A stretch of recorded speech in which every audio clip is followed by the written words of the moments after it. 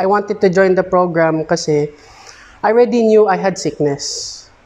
Not only I had heart surgery when I was baby, pero yung first time na I went to the doctor to check about some problem that I've been having from my back pains, my stomach. That's when I found out na I had liver issue.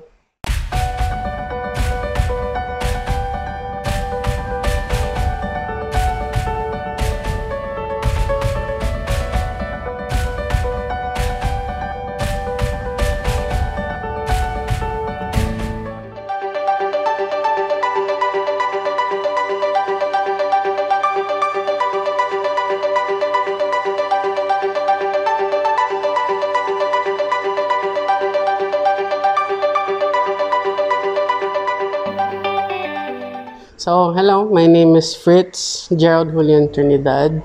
I'm 23 years old and I'm from Saipan. My lifestyle before was very not so good, but also great at the same time.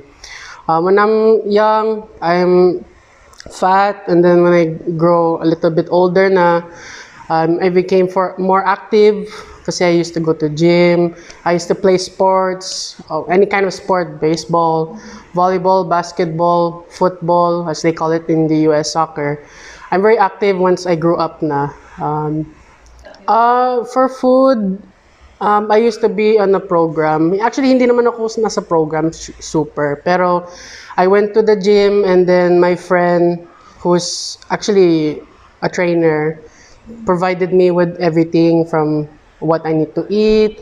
I eat like mostly focusing sa mga bodybuilding type na bodybuild na program. Like you eat like 30%, na ganun, 40%, ganun. Yeah, that was what I used to do before. And then nag-stop ako. I had creatine, those powdered protein drinks. I took kahit din medication din, yung mga fat loss, yung mga ganun. I used to take that. Kasi lagi sinasabi sa akin, yung trainer yun, sabi niya, kailangan mo yan, na especially if you want to compete. Pero it didn't last kasi I had to work and nag-stop siya. I started using mga supplements, yung mga ganun, since 8th grade actually, 8th grade. 8th grade I started, and then hanggang 20 years old na. So maybe I was like started 15 years old. 15 years old all the way until 20. I used that kahit everyday minsan. For me personally, I've been wanting to go in the program kasi actually bata ako. That's been my mindset when I was small. I was fat before. Kaya yun, I wanted to be healthier. So, kaya naging mindset ko yan hanggang high school. I wanted to become healthy. I wanted to look better kasi I've been bullied. I've not only been bullied before about me being fat or me not being healthy, but because for some other reason. Pero I wanted to join the program kasi I already knew I had sickness. Not only I had heart surgery when I was baby, pero yung first time na I went to the doctor to check about some problem that I've been having from my back pains, my stomach. That's when I found out na I had liver issue. I abused myself too much. Kaya I started looking for another way to get healthy because I'm sick and tired of using medications. I've used supplements too many times. I've got tired of it. And from people that I know, they use supplements, they use all those medications. They say that they'll get better even the doctors told them, but nothing happened. So for me personally, the reason why I want to come in the program, and I know that there is something that's going to be unique and different for my situation. Something different that I will get to experience. When I saw first time you guys, just from hearing, I heard how motivated you guys are to help a person get better. Not through medicine, not only through just taking meals or eating properly, but just even encouraging them na there's always a way to change things, you know. That's why I saw that in Breakpoint na there is something that I found unique with the whole team itself, the whole programs, everything, that there is a way to change a lifestyle of a person. Because that's what I've seen from before, long time, everybody kept telling me it's always about your lifestyle. And kaya na, when I heard just the name itself, Breakpoint, and then Lifestyle Project, I got motivated. So I said, let's just try it out. Who are they? What do they do? Let me just ask. And I just said, okay, let's see where it goes through, and then that's where I end up picking it.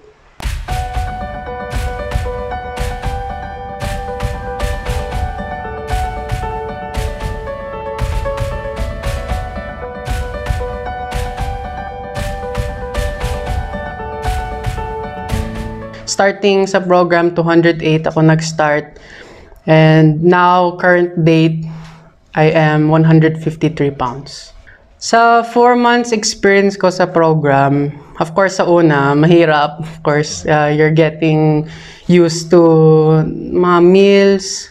Hindi lang sa meals, pero yun process sa mental, physical, you're trying to build na yourself to grow into getting healthy, 'di ba? Kasi akala ko dati I'm healthy, or I'm at a state where I'm okay, pero I didn't know anything pala. So, of course, sa una, it was so hard. It's a process na I never expect to experience. Pero it's so worth it.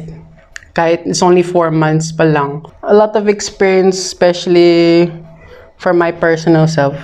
As time went by following sa program, everything became so, parang everything cleared up, and everything just became so easy for me and normal, and everything became balanced basically.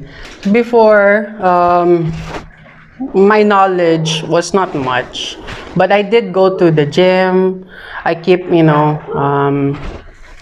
getting myself sa mga protein shakes, yung mga powder, and taking a lot of mga medications para sa katawan ko, especially if you want to lose weight, diba? I had no knowledge talaga sa mga, proper meals for my body. Then bigla nakaroon ako ng time na I went to school, and then early morning I had a stroke.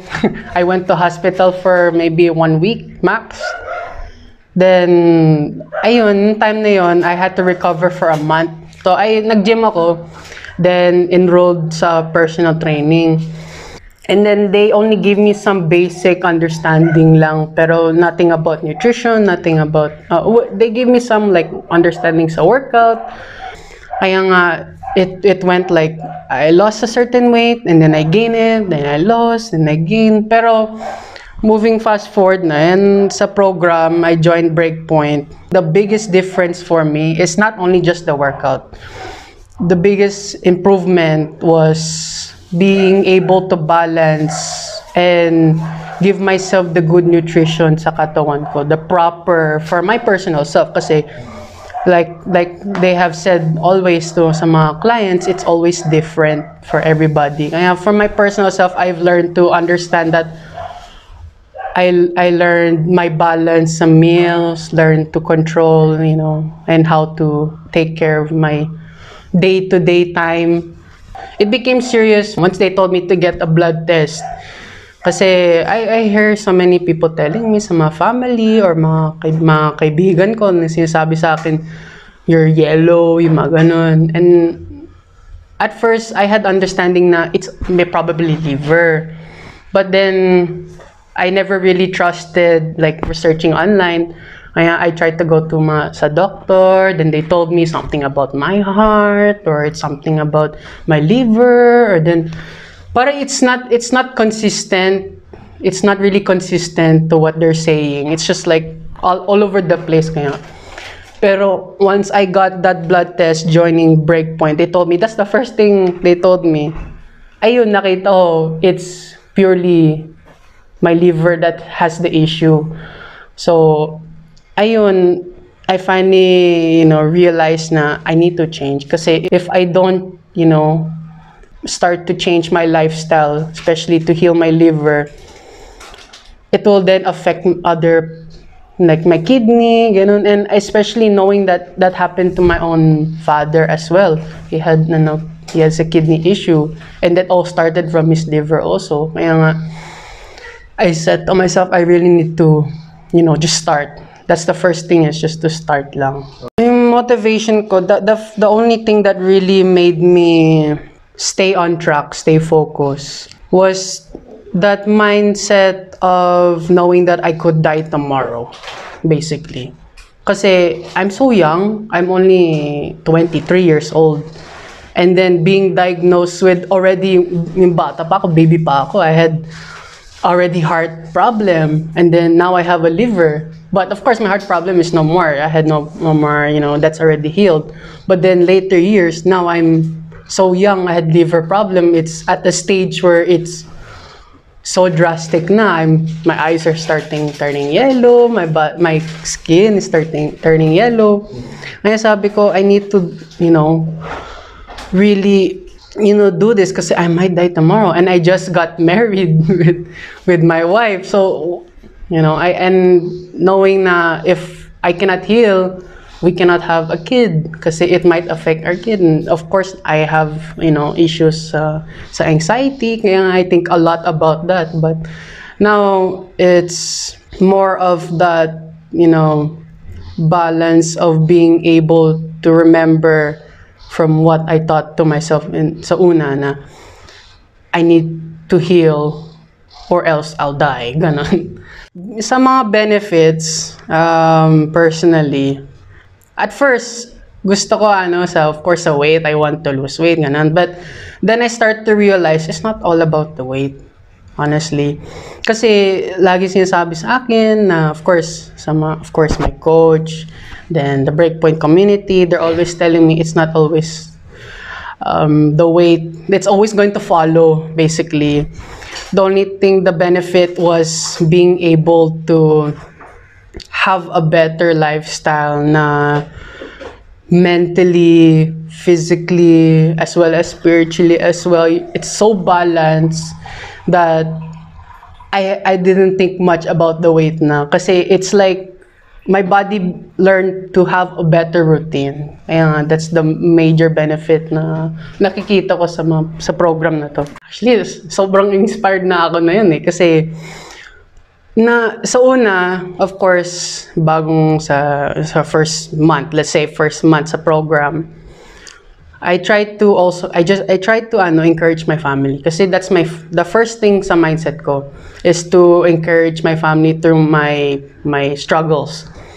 Sa una, they were like making fun of me. They were doing like this, doing like that. Kahit din dito sa Pinas, yung mga family ko dito, they always question me sa what I'm doing to my health and what I'm doing to my my daily lifestyle.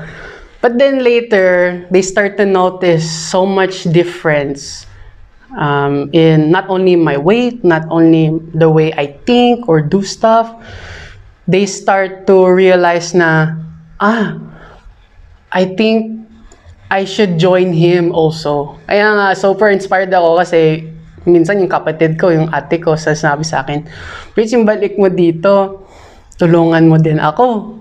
Then, of course, naging encouraged din ako sa father ko. Sabi yung tatay ko, sabi niya, tulungan mo din mga church members dito sa church namin doon kasi pastor yung daddy ko. Ayun, yung mga members doon, sinasabi din sa akin, Kuya, payat mo na. Anong ginawa mo? Did you do this? Did you do that? Sabi ko, lagi ko sinasabi sa kanila, secret. I cannot really say much kasi everybody, like, what I've learned personally, it's everybody has a different type, of style of program that they have to follow. Kaya nga, I just got more of that fire in me to say, okay, I left with one reason, and I wanted to come back knowing that I did it. Kaya sabi ko sa sarili ko, every day now, it's more of how I can help others now. Kasi I already helped myself, and I'm already learning to balance that already. Pero now it's more of how can I help others na. Kaya I'm more inspired now than ever. Actually, I already said a lot, especially sa internal ko, but like sinasabi lagi sa akin, it's always the numbers.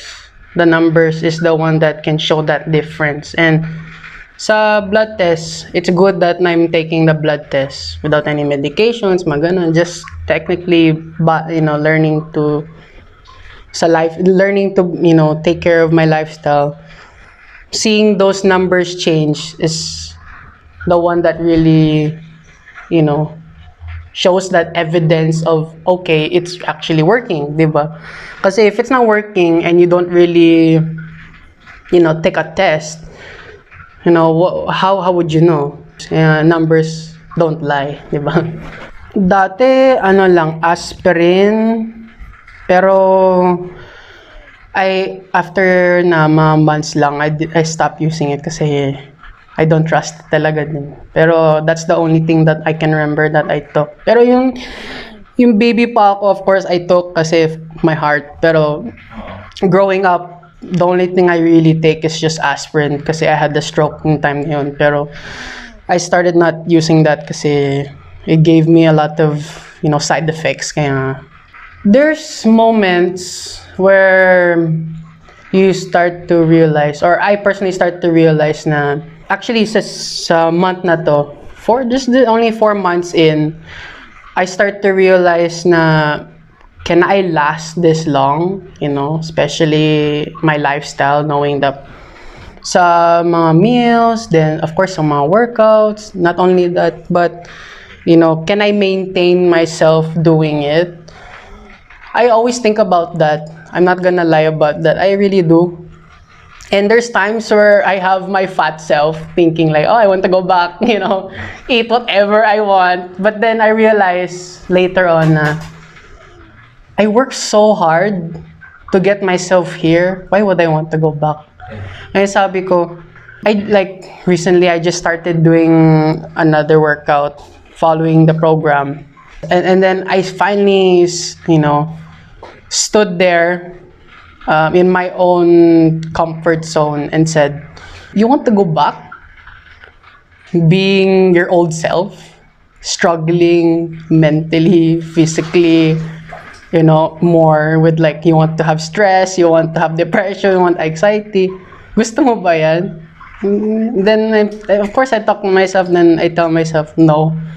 Then, I continue. I just focus lang. Yan yung naging sa akin na encouragement na I can continue this and I will, kasi not only it helps me, but it helps those around me, especially my family, my wife.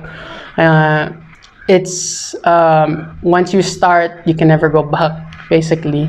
The only thing I can say to anyone that's watching me right now, there's no magic.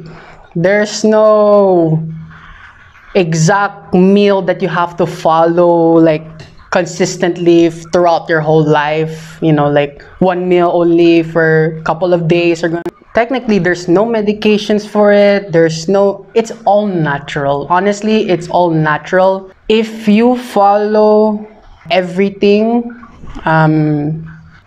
consistently, kasi consistency is key. If you follow it with the determination of knowing it's natural doings, honestly, you can never trust those medications, you can never trust those powders or whatever they're showing. Kasi honestly, for me personally, I realized that all those are just business for me. And I realized na it's all natural, that learning to maintain your body, having to pick better meals that are right, not only fatty. Sometimes you can have, but maybe in a time that you're allowed to. Pero honestly, there's nothing that can really, help you explain the reality of, this and that. Kasi you just have to see it for yourself. You have to do it in order for you to realize na, okay, it's like this pala. It's not like that. Or I have to take this pala and I cannot take that pala. Kaya, don't get yourself so out of focus sa all these, ads that you see sa online, ganun, na ito, parang mabilis na mapayat, or ganun. Kasi it might affect your body personally. If you don't realize na that there is a proper way to do it. Kasi if you cannot do it properly, ayun, it will become a problem talaga. So don't focus on those things.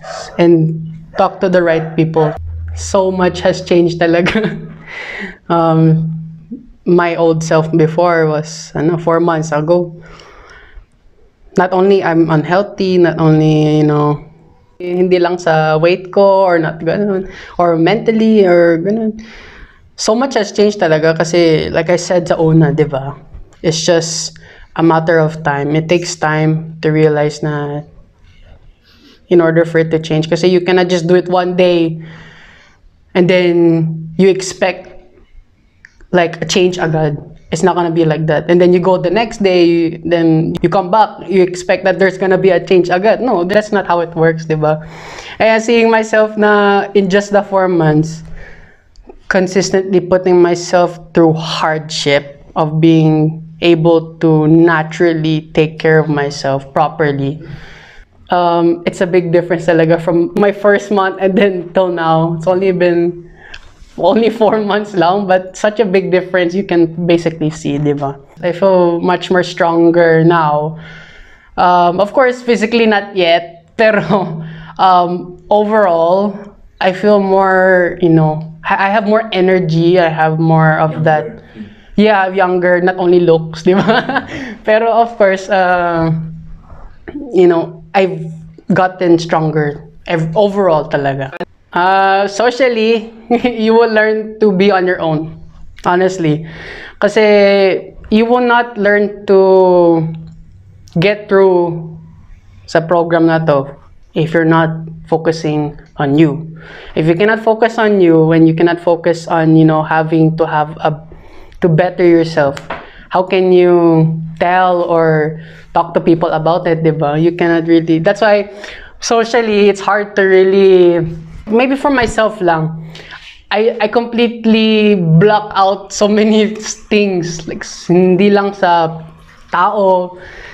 Minsan, I even block out my wife when things go to a certain, point. Pero it's all about, having to, work on yourself. Kasi if you want to do this, no one can help you but yourself, diba? Kaya nga, I just try to be a better version of myself than I was yesterday. Yes, I have so many negatives talaga na personally that first off, of course, financial. That's the basic, thing that everybody will probably talk about. They say, why you do this? It's so expensive. But in reality, if you think very deeply about it, if you look at even just the other side of the industry, they pay a lot to get healthy. So imagine they come to me saying that, why are you doing this so expensive? And then I think to myself, why ba? Why am I spending this much? But then I realize na, why do I need to listen to you? I'm doing it for myself.